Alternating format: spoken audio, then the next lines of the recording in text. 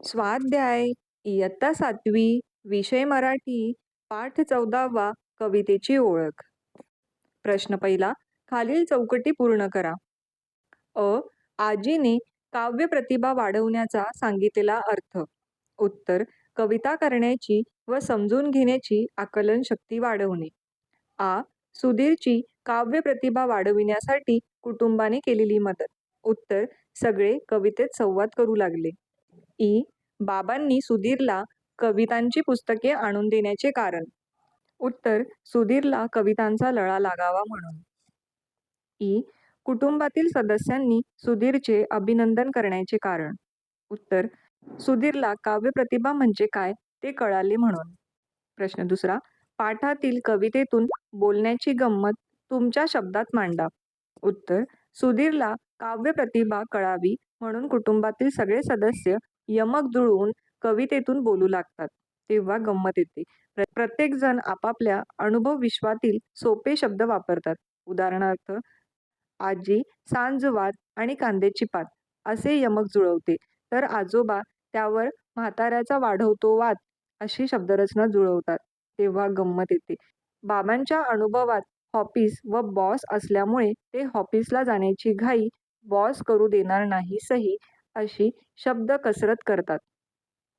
तर आई काय बाई कवितेची कमाल, हसतात तोंडावर धरून रुमाल असे यमक जुळवते.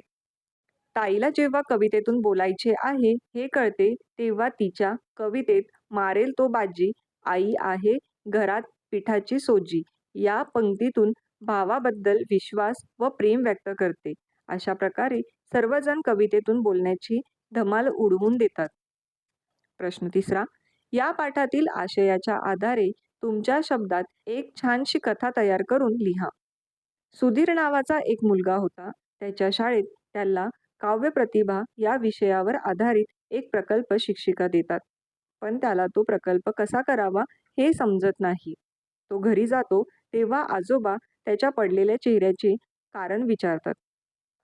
तो प्रकल्पाबद्दल सांगतो तेव्हा आजोबा, आजी, आई, बाबा, ताई सर्वजण त्याला हा प्रकल्प पूर्ण करण्यास मदत करतात.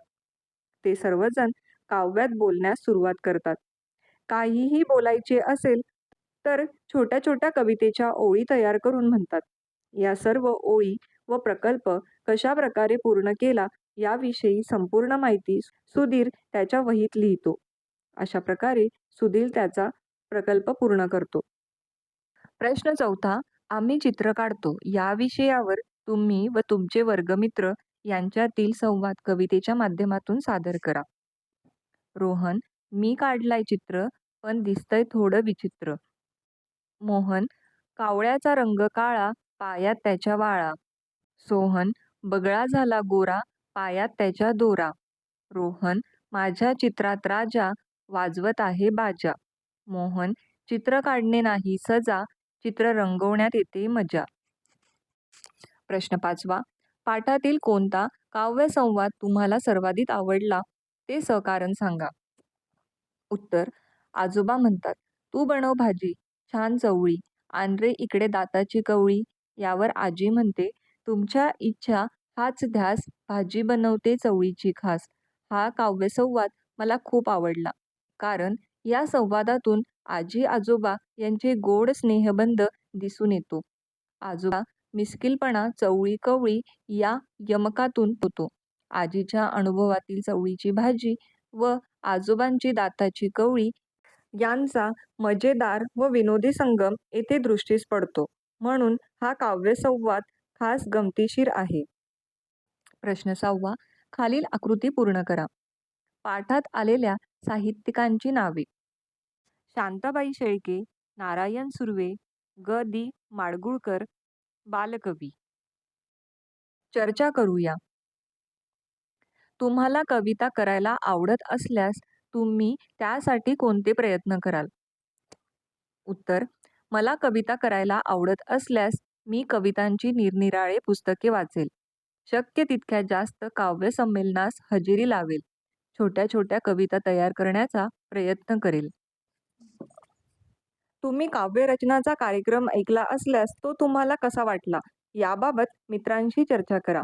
उत्तर: एकदा आमच्या गावात होळी सणानिमित्त काव्य रचनेचा कार्यक्रम होता. मी माझ्या बाबांसोबत तो ऐकायला गेले होते. त्या दिवशी झालेल्या कार्यक्रमात अनेक कविता या विनोदावर आधारित होत्या. काही कवितांमध्ये राजकारणातील विनोद होते. काही कवितांमध्ये कौटुंबिक, तर काही कवितांमध्ये सामाजिक विनोद होते. कधी-कधी मोठेपणा दाखविण्यासाठी लोकं खोटं बोलतात आणि त्यात त्यांची स्वतःचीच फसगत होऊन परेशानी होते. एकंदरीत हा कार्यक्रम मला खूप आवडला. मला यातून बरेच काही शिकायला मिळाले.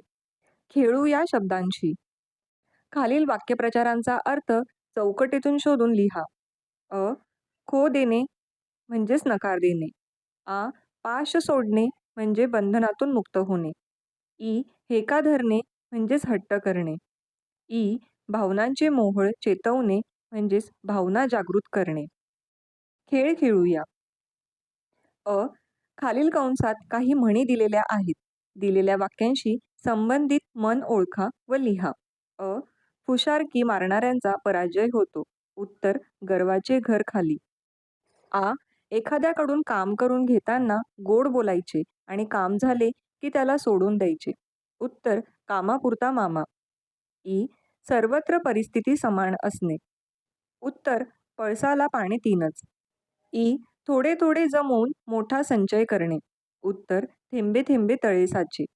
उ. एका संकटातून बचावणे व दुसऱ्या संकटात सापडणे.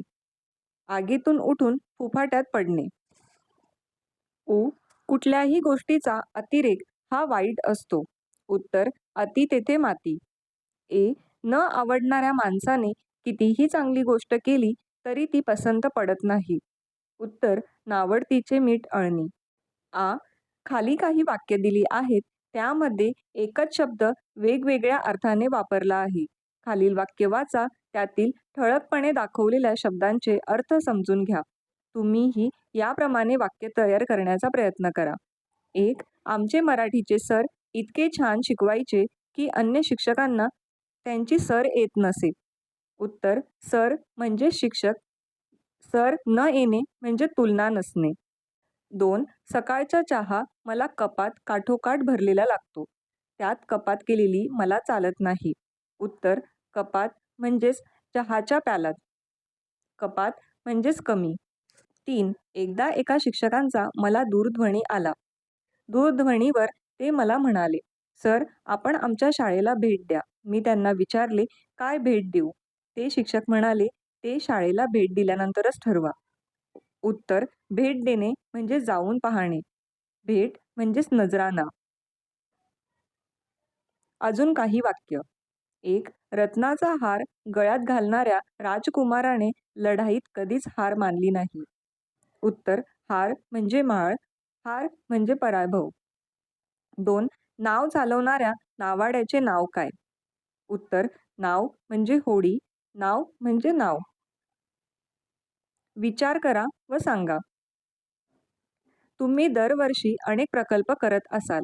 यावर्षी तुम्ही पूर्ण केलेला प्रकल्प कोणता व तो कसा पूर्ण केला त्या सर्व कृती क्रमवार लिहून त्याचा ओघ तक्ता बनवा. मी यावर्षी आतापर्यंत ज्यांना नोबेल पुरस्कार मिळाले त्यांची नावे, फोटो व त्यांच्याविषयी माहिती मिळवण्याचा उपक्रम पूर्ण केला. या उपक्रमासाठी मी केलेल्या सर्व कृती ओघ तक्ता पुढीलप्रमाणे.